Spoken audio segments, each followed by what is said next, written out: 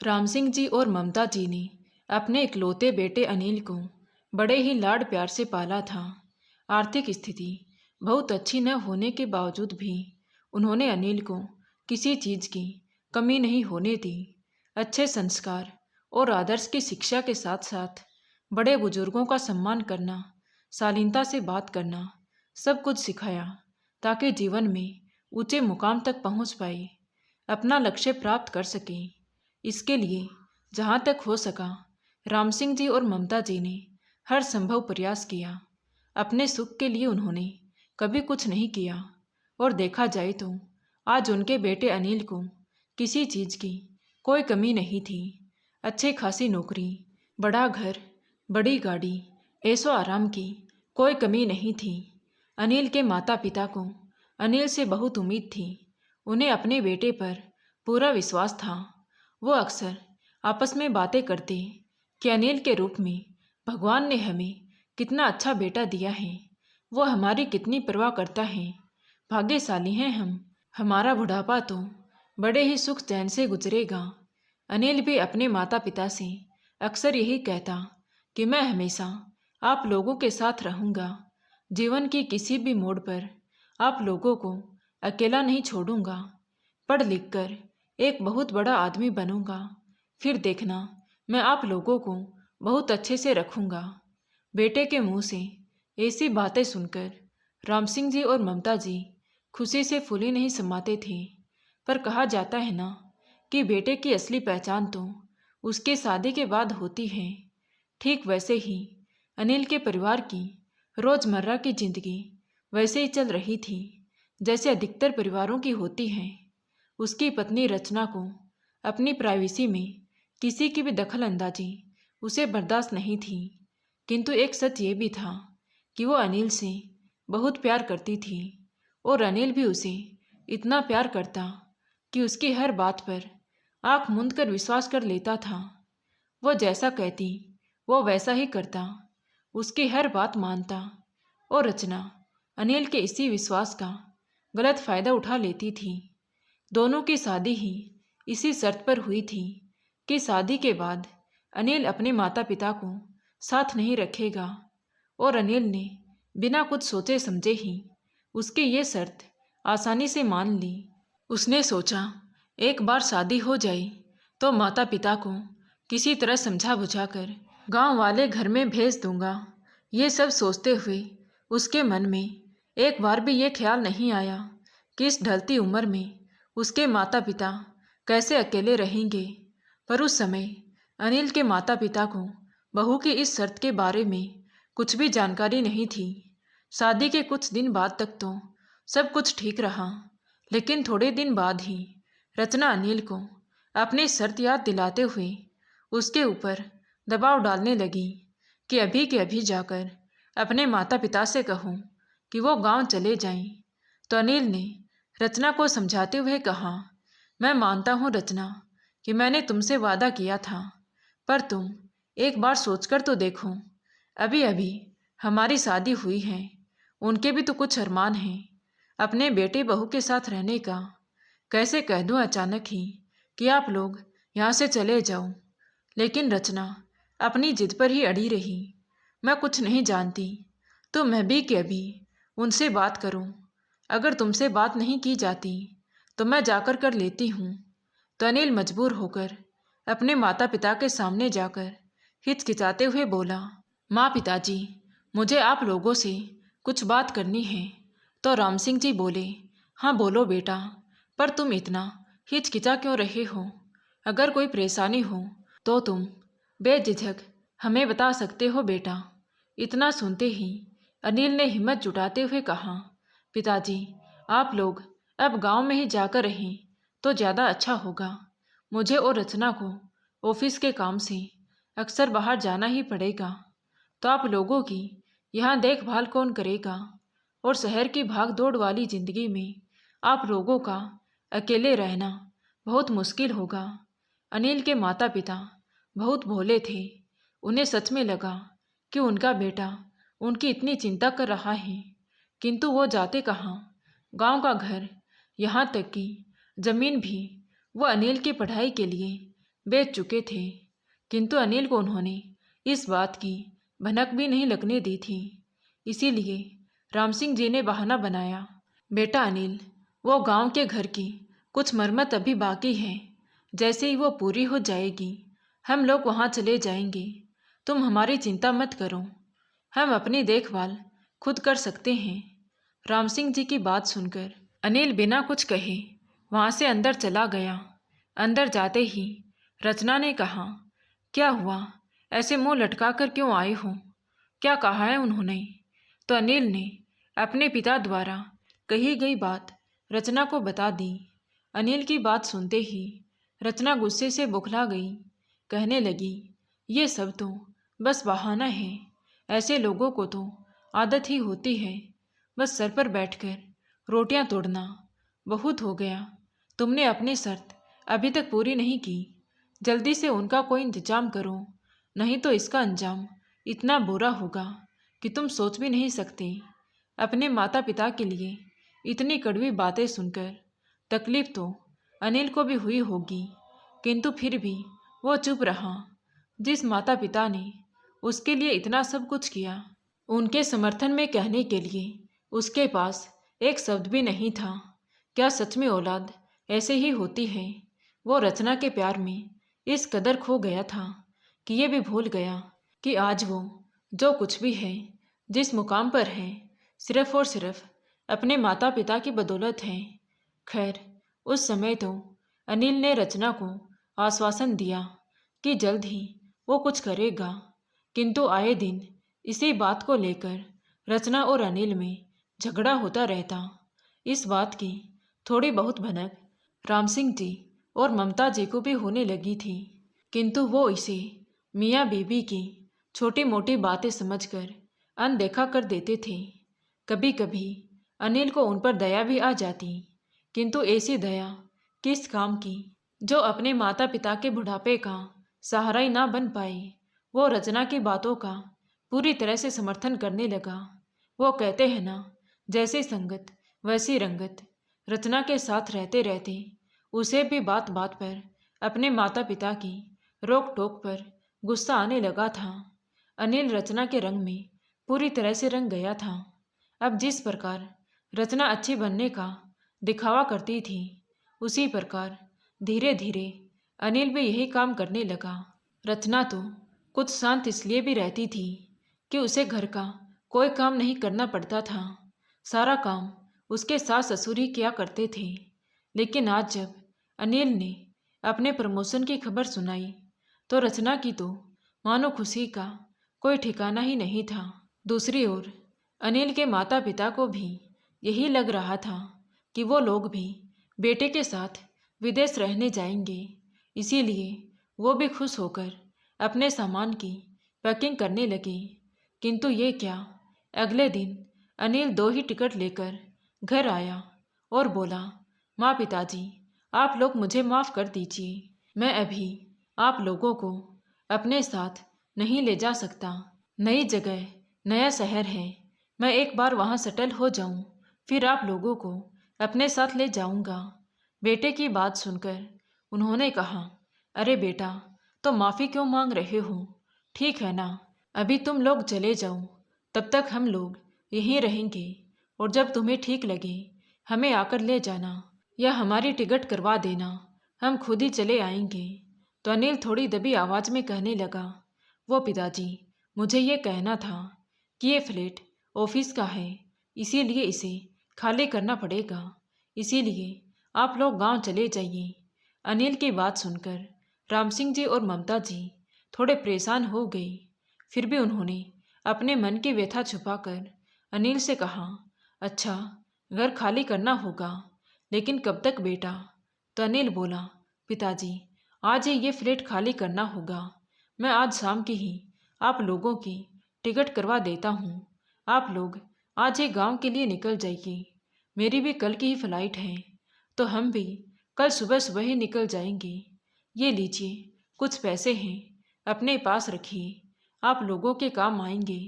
और हाँ, एक बात और, आप लोग वहाँ से मुझे फ़ोन मत कीजिएगा, जब मुझे फुर्सत मिलेगी तो मैं खुद ही आपके पास फ़ोन कर लूँगा।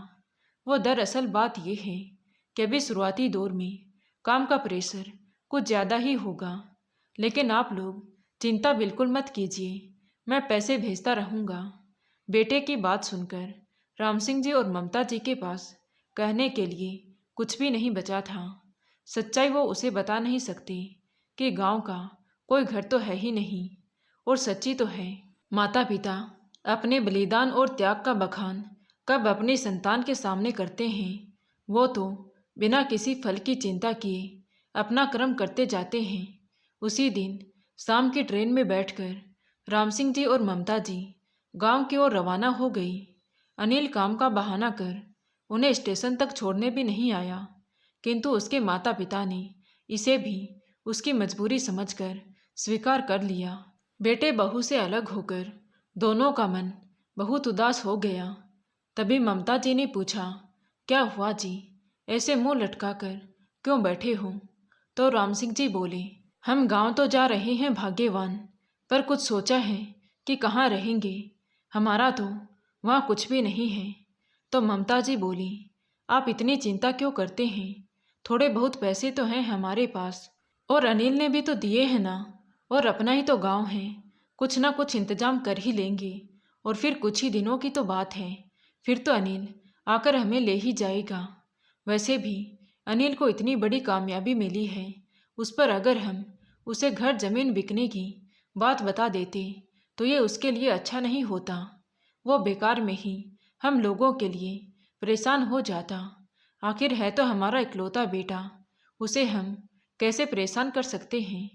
बातें करते करते राम सिंह जी और ममता जी तो गांव पहुंच गए, परंतु इधर अनिल अपने बूढ़े माता पिता से छुटकारा पाकर उन्हें गांव भेजने के बाद उसने अपनी सारी प्लानिंग, सारी चालबाजी रचना को बताई। रचना तो पहले से ही ये चाहती थी।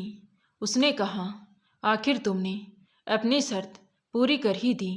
तो अनिल बोला, अरे यार कैसे नहीं करता, तुम्हारे लिए तो जान भी हाजिर है, ये तो बस एक छोटी सी शर्त थी, और भी कुछ करवाना है तो बोलो। तो रचना मुस्कुराते हुए बोली, और कुछ सोचने की ज़रूरत नहीं है, बस इतना करना कि अब उन्हें दोबारा वापस यहाँ मत लेकर आना। हाँ ठीक है डार्लिंग, तो इस बात की चिंता मत कर। उधर राम सिंह जी और ममता जी जब गांव पहुँचे तो इतने दिनों बाद अपनी भूमि पर पैर पड़ते ही वो लोग इस कदर खुश हो गए कि कहाँ रहना है इसकी चिंता तो दिलो दिमाग से ही निकल गई। तभी गांव के कुछ जाने पहचाने लोग उन्हें वापस गांव में देखकर दिल से उनका स्वागत किया। तभी एक ग्रामीण निवासी पूछ बैठा, काका काकी प्रणाम, आप लोग यहाँ, आपके बेटे अनिल की तो शहर में अच्छी खासी नौकरी और बड़ा घर भी है, आप लोग तो वहीं बस गए थे ना, तो फिर वापस इस गांव में कैसे आ गए? और जहाँ तक मेरी जानकारी है, आपने तो इस गांव में अपनी ज़मीन और घर सब कुछ बेच दिया था, अब तो यहाँ पर आप लोगों का कुछ भी नहीं है। तभी दूसरा ग्रामीण बोला, अरे कैसी बातें करते हो भैया, अपना गांव है, घर जमीन नहीं है तो क्या हुआ, हम लोगों से मिलने तो आ ही सकते हैं, और हम लोग अपने ही तो हैं, क्यों काका, मैं सच कह रहा हूँ ना। दूसरे ग्रामीण की बात सुनकर राम सिंह जी मुस्कुराए और फिर ग्रामीण को सारी बात बताई। कुछ लोगों ने तो विश्वास कर लिया, किंतु कुछ गांव वालों को ये बात हजम नहीं हुई। वो आपस में कानाफूसी करने लगी। एक ग्रामीण दूसरे ग्रामीण से फुसफुसाते हुए बोला, सुनो, मुझे तो विश्वास नहीं हो रहा, ऐसे कोई अपने माँ बाप को अकेले थोड़ी भेजता है। उन्होंने क्या कुछ नहीं किया, अनिल की पढ़ाई की खातिर अपना घर जमीन सब कुछ बेच दिया। मुझे तो दाल में कुछ काला लग रहा है। तभी दूसरा ग्रामीण बोला, अरे दाल में काला नहीं, मुझे तो पूरी दाल ही काली नजर आ रही है। बेचारे काका काकी इस उम्र में कहाँ जाएंगे और क्या करेंगे। भगवान करे जैसा हम सोच रहे हैं ऐसा इनके साथ कुछ न हुआ हो। पर आजकल के इन बच्चों का कुछ यकीन भी तो नहीं कर सकते। पढ़ लिख कर इतने आगे निकल जाते हैं कि अपने संस्कार ही भूल जाते हैं। तभी दूसरा ग्रामीण बोला, मैं तो अपने बेटे को शहर कभी नहीं भेजूंगा, वो भी वहां जाकर ऐसा ही हो जाएगा। इसी प्रकार गांव के लोग आपस में बातचीत कर ही रहे थे कि गांव का सरपंच वहां आ पहुंचा और अनिल के माता पिता को देखकर उन्हें प्रणाम किया, किंतु उससे आश्चर्य हुआ। सरपंच ने पूछा, अरे काका, आप लोग यहाँ गांव में सब कुछ ठीक तो है ना? अनिल तो बहुत बड़ा आदमी हो गया है, कभी आता भी नहीं है। तो राम सिंह जी ने उसे सारी बात बताई, जिसे सुनकर इतना तो वो समझ गया कि बात कुछ और है और बहुत बड़ी है। लेकिन वो अनिल के माता पिता की बहुत इज्जत करता था, इसीलिए उनके सामने कुछ नहीं कहा और अपने साथ ले जाकर गांव में ही एक छोटे से घर में उनके रहने का इंतजाम कर दिया और बोले, काका आप चिंता मत कीजिए, मैं अभी अपनी पत्नी को कहकर खाने के लिए कुछ भिजवा देता हूँ और किसी भी चीज़ की ज़रूरत होगी तो बेझिझक मुझसे कह दीजिएगा। तो राम सिंह जी ने मुस्कुराते हुए कहा, हाँ हाँ ज़रूर कह देंगे, वैसे भी हम तो यहाँ कुछ दिन के ही मेहमान हैं। जैसे ही अनिल विदेश में सेटल हो जाएगा वो हमें यहाँ से लेकर चला जाएगा, तुम्हें ज़्यादा दिन कष्ट नहीं देंगे। सरपंच हल्की सी मुस्कान लेकर वहाँ से चला गया और मन ही मन सोचने लगा, हे भगवान, इनके साथ कुछ अन्याय ना हुआ हो, इनका बेटा इन्हें जरूर आकर ले जाए। सरपंच और गांव वालों को भी इंतजार था, अब तो उनका बेटा जरूर आएगा। किंतु महीने गुजर गए, लेकिन अनिल ना तो उन्हें लेने आया और ना ही उन्हें पैसे भेजे और ना ही उसका कोई फ़ोन आया। राम सिंह जी थोड़ा घबरा भी रहे थे, कहीं कुछ और बात तो नहीं, इसीलिए उन्होंने अनिल को फ़ोन करने की सोची, पर ना तो अनिल का फ़ोन लगा और ना ही रचना का। अब गांव वालों का शक धीरे धीरे यकीन में बदलता जा रहा था। वो लोग राम सिंह जी से बोले, काका आपके बेटे ने आपके साथ धोखा किया है, वो आप लोगों को कभी लेने नहीं आएगा। किंतु राम सिंह जी और ममता जी को चिंता हो रही थी कि कहीं वो लोग किसी मुसीबत में तो नहीं फंस गए हैं, क्योंकि उन्हें अपने बेटे पर पूरा विश्वास था कि वो बिना किसी कारण के ऐसा तो कुछ नहीं करेगा। इसी प्रकार 1 साल गुजर गया। वह अनिल अपनी पत्नी के साथ ऐशो आराम की जिंदगी जी रहा था और यहाँ उसके माता पिता गरीबी में अपना जीवन व्यतीत कर रहे थे। सरपंच थोड़ी बहुत जो मदद कर सकता था वो करता था। खुद का बेटा होते हुए भी किसी और की दया पर उनका जीवन चल रहा था, किंतु सिर्फ खाना और पहनना तो बस उनकी ज़रूरत नहीं थी। उनका हालचाल पूछने वाला, उन्हें अपना कहने वाला कोई नहीं था। ममता जी तो अपने बेटे के मुख से माँ शब्द सुनने को तरस गई थी। इतने दिनों में अनिल ने कभी उनका हालचाल भी नहीं पूछा, कभी आकर ये नहीं देखा कि वो जिंदा भी हैं या मर गई। कितने साल गुजर गए, बेटे बहू और पोती का चेहरा देखे हुए, पोती को देखने की इच्छा, बेटे बहू से मिलने की ललक, इंतजार, मजबूरी, बेबसी, सब कुछ उनकी आंखों में साफ साफ झलक रहा था। किंतु फिर भी वो किसी से अपने बेटे बहू की शिकायत नहीं करते थे।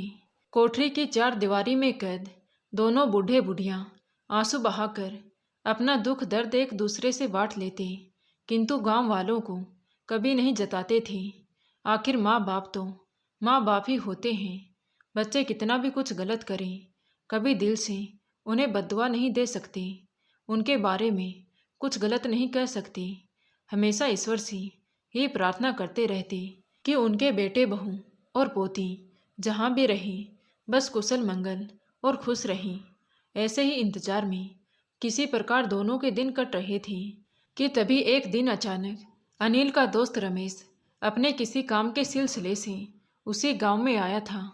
लेकिन जब उसने अनिल के माता पिता को वहां देखा तो उसके पैरों तले जमीन खिसक गई। उसे कुछ समझ नहीं आ रहा था कि अभी कुछ दिन पहले ही तो उसकी अनिल से बात हुई थी, जिसमें उसने बताया था कि उसके माता पिता उसके साथ ही रहते हैं, स्वस्थ हैं और खुश हैं। रमेश का दिमाग काम नहीं कर रहा था। वो अनिल के माता पिता को ऐसी हालत में देखकर पूछे बिना नहीं रहा। उसने कहा, काका आप यहाँ कैसे? आप लोग तो अनिल के साथ रहते थे ना? तो राम सिंह जी चिंतित स्वर में बोले, बेटा, पता नहीं, मेरा बेटा अनिल विदेश गया है और वो वहाँ पर कैसा होगा। उसने हमें कहा था कि मैं कुछ दिनों में आपको लेने आ जाऊँगा, लेकिन अभी तक उसका ना तो कोई फ़ोन आया और ना ही वो हमें लेने आया। हमें तो उसकी बहुत चिंता हो रही है। पता नहीं हमारे बेटे बहू और पोती वहाँ पर कैसे होंगे।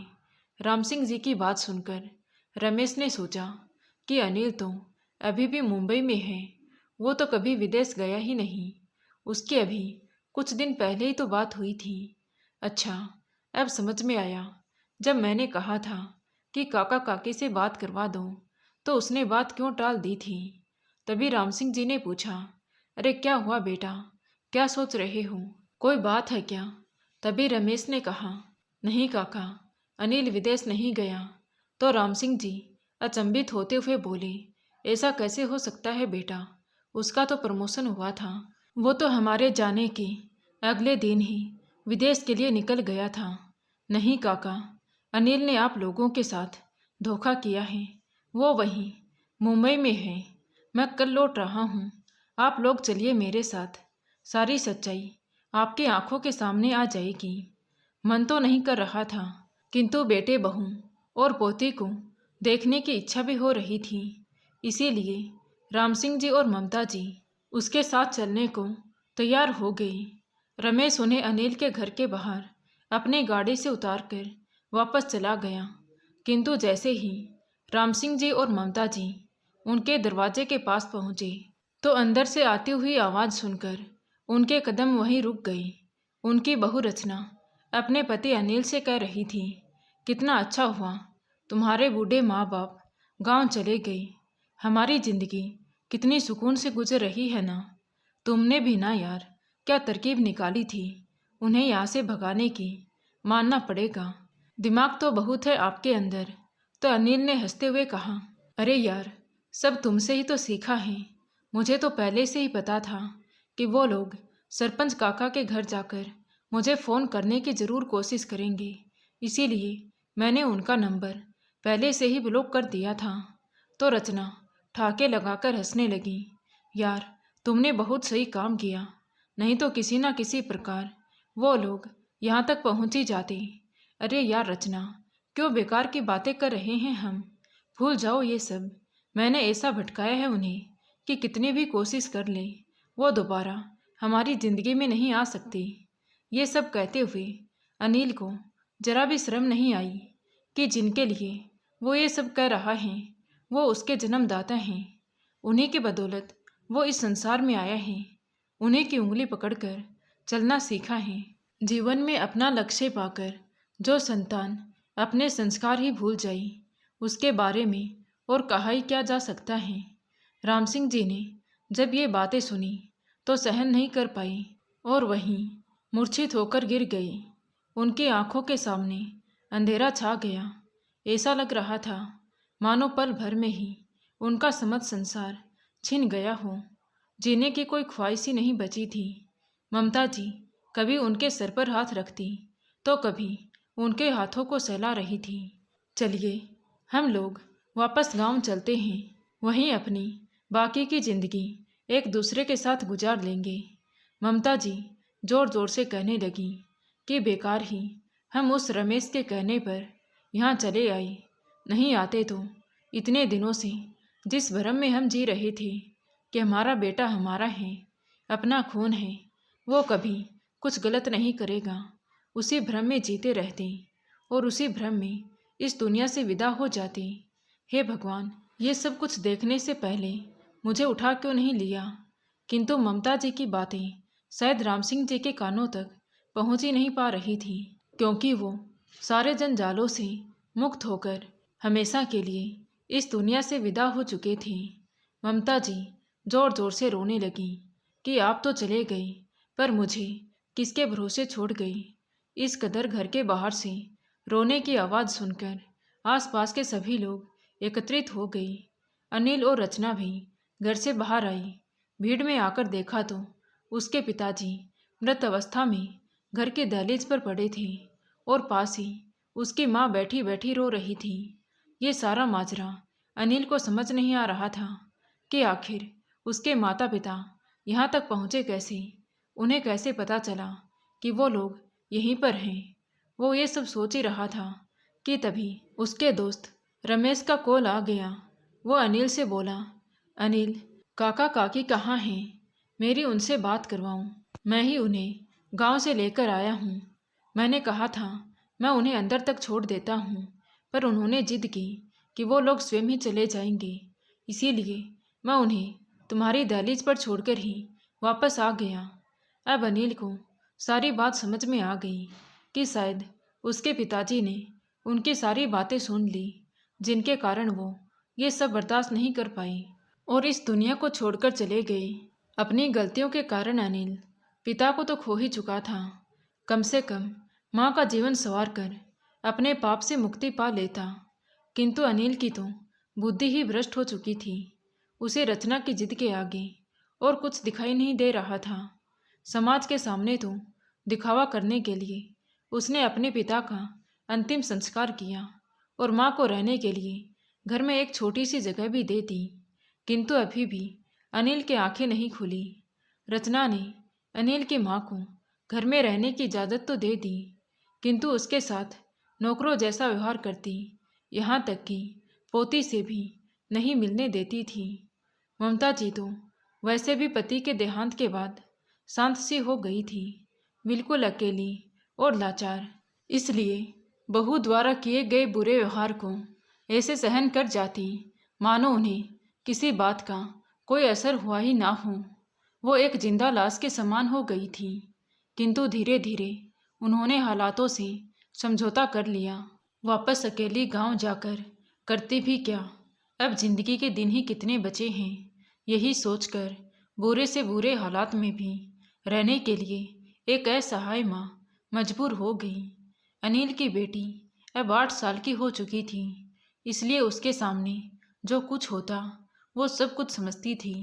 उसे बिल्कुल अच्छा नहीं लगता था कि एक बूढ़ी औरत को उसके माता पिता किस प्रकार सताते हैं। एक दिन उसने अपनी मम्मा से पूछा कि मम्मा, ये बूढ़ी आंटी कौन है? तो रचना बोली, कोई नहीं बेटा, ऐसे ही गांव की कोई गरीब औरत है। इसका इस शहर में कोई नहीं है ना, इसीलिए कुछ दिन यहाँ रहेगी, फिर चली जाएगी। पर कहते हैं ना, खून तो खून को पहचान ही लेता है। अनिल की बेटी को अपनी दादी की तरफ खिंचाव महसूस होता था। एक दिन जब अनिल और रचना सो गई तो उनकी बेटी प्रिया चुपके से अपनी दादी के कमरे में गई और पूछने लगी कि आंटी जी, आप कौन हैं? आप मुझे बहुत अच्छी लगती हैं। तो ममता जी ने उसे अपनी गोद में बिठाते हुए कहा, बेटा, मैं तुम्हारी दादी हूँ। तुम जब बहुत छोटी थी तब मुझे देखा था, अब बड़ी हो गई हो ना, इसीलिए नहीं पहचान रही हूँ। तो प्रिया बोली, अच्छा, आप मेरी दादी हो, लेकिन मम्मा पापा ने तो पहले कभी बताया ही नहीं कि मेरी कोई दादी भी है। अरे बेटा, ज़रूर बताया होगा, तुम भूल गई होगी। अच्छा, नहीं बताया तो क्या हुआ, अब तो आपकी दादी आपके पास है ना। कहते हुए ममता जी ने उसे गले से चिपका लिया। तो प्रिया बोली, दादी, पता नहीं क्यों मम्मा आपको गंदी बोलती हैं, पर आप तो बहुत अच्छे हो। मुझे आपके पास बैठकर बहुत अच्छा लगता है। दादी, मैं आपको यहाँ से कभी नहीं जाने दूंगी। आप हमेशा यहीं रहना मेरे साथ। अब दादी अपनी पोती से क्या कही। पोती की बातें सुनकर ममता जी की आंखों में आंसू आ गए। निशब्द होकर ममता भरी नज़रों से बस पोती को निहारती रही। उसकी गोद में बैठते ही ऐसा लग रहा था मानो उसका सारा दर्द छू मंतर हो गया हो। इतने में अचानक वहाँ रचना आ गई और गुस्से से आग बबूला होकर अपनी बेटी को झटके से खींचा और बोली, ए बुढ़िया, तुम्हारी हिम्मत कैसे हुई मेरी बेटी को छूने की? फिर अपनी बेटी को डांटते हुए कहने लगी, बेटा, इस औरत की बात नहीं सुनना, ये झूठी औरत है। गरीब लोग ऐसे ही होते हैं, अपने फायदे के लिए झूठ बोलते हैं, तुम इससे दूर ही रहना। कहते हुए रचना प्रिया को लेकर अंदर चली गई और अंदर जाकर अनिल पर बरसते हुए बोली, ये बुढ़िया आखिर कब तक हमारे घर में पड़ी रहेगी? तुम इसे या तो गांव छोड़ो या फिर किसी वृद्ध आश्रम में भेज दो। तुमने तो कहा था तुमने पूरी प्लानिंग कर रखी है, तो क्या हुआ तुम्हारे प्लान का? इस बात को लेकर अनिल रोज ही अपनी माँ को कुछ ना कुछ सुनाता रहता। उसे माँ का दर्द बिल्कुल नहीं दिखाई दे रहा था। दिख रहा था तो केवल समाज, जिसे दिखाने के लिए ही उसने अपनी माँ को अपने घर में जगह दी थी। अपने बेटे बहू का ऐसा रूप देखकर ममता जी अंदर ही अंदर घुटती रहती। उसने कभी सपने में भी ये नहीं सोचा था कि उसका बेटा ऐसा निकलेगा। जिस पिता ने उसके लिए अपना सब कुछ त्याग दिया, उसने उसी पिता की जान ले ली। माँ को अब अपने बेटे से कोई उम्मीद नहीं थी। बेटा तो पहले से ही पराया हो चुका था। पति के जाने के दुख और बेटे के तिरस्कार की वजह से ममता जी अंदर से पूरी तरह से टूट चुकी थी। वो उस रात केवल पानी पीकर ही सो गई। सुबह होते ही रचना चाय के लिए शोर मचाने लगी, लेकिन बहुत देर तक जब कोई आवाज़ नहीं आई तो रचना गुस्से से ममता जी के कमरे की तरफ गई और जाकर जोर से चिल्लाने लगी, ए बुढ़िया, अभी तक सो रही है, सारा काम कौन करेगा? रचना के बहुत चिल्लाने पर भी जब ममता जी नहीं उठी तो वो उसके पास जाकर उसे हिलाने लगी, किंतु उसकी तो सांसें ही अब बंद हो चुकी थी। रचना जोर जोर से चिल्लाकर अनिल को बुलाने लगी। उसकी आवाज़ सुनकर अनिल दौड़कर आया और माँ को मृत अवस्था में पाकर अचंभित रह गया। पहले पिताजी और अब माँ भी उसे छोड़कर जा चुकी थी। आज पता नहीं क्यों माँ की लाश को देखकर अनिल जोर जोर से रोने लगा।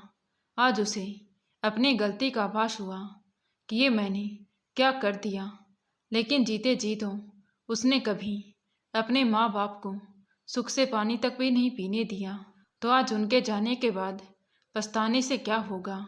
दोस्तों, कितने भी जन्म ले लो पर माता पिता का कर्ज कभी नहीं चुका पाओगे। सब कुछ मिलता है जीवन में, पर दोबारा माता पिता कहाँ पाओगे? अब अनिल पछतावे की आग में जल रहा था कि काश अगर वो अपनी पत्नी की बातों में आकर अपने माता पिता का तिरस्कार नहीं किया होता, काश उन्हें गांव ही ना भेजा होता, काश उन्हें वापस ही ले आता। काश काश काश। अब अनिल के पास काश के अलावा कुछ नहीं बचा था।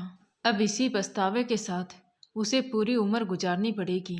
हर माता पिता अपने बच्चों को अच्छे संस्कार ही देते हैं और संतान ये भली भांति समझती भी है कि उसके माता पिता ने उसे एक बेहतर जीवन देने के लिए स्वयं को भुलाकर अपना सब कुछ त्याग किया है। किंतु जैसे जैसे बच्चे समझदारी की दुनिया में कदम रखते हैं, अपने माता पिता का किसी बात पर उनका रोक टोक करना बेतुकी लगने लगता है। माता पिता की हर बात पर वो तर्क वितर्क करना शुरू कर देता है। माता पिता तो सदैव अपनी संतान का भला ही चाहते हैं, किंतु वो उनकी इस चिंता को बंधन समझता है और ऐसी समस्याएं अक्सर संतान के विवाह के बाद ही दिखाई देती है और दोष पूरा पराये घर से आई हुई बहू को दिया जाता है। पर दोस्तों, अपने माता पिता के प्रति फर्ज निभाना क्या एक बेटे का होता है या एक बहू का? समाज के हिसाब से देखा जाए तो विवाह के बाद ये सारी जिम्मेदारी एक बहू की हो जाती है, किंतु मेरे विचार से एक बेटा यदि माता पिता के दिए हुए संस्कार और उनके प्रति अपना फर्ज जिंदगी भर याद रखे तो किसी भी कारण से वो अपने माता पिता को बेघर नहीं कर सकता। क्योंकि बहू तो पराये घर से आई है, किंतु उसके माता पिता ने तो उसे जन्म दिया है, वो उनका अंश है, तो जिम्मेदारी भी सबसे अधिक एक बेटे की ही होती है। और बेटा चाहे तो बहू की औकात भी नहीं है कि उसके रहते हुए उसकी पत्नी उसके माता पिता को कुछ भी कह दे। तो दोस्तों, आपको ये कहानी कैसी लगी कमेंट करके ज़रूर बताएं। कहानी अच्छी लगी हो तो प्लीज़ वीडियो को लाइक करें, शेयर करें और हमारे चैनल कहानी विद देवांशी को सब्सक्राइब ज़रूर करें। Thank you.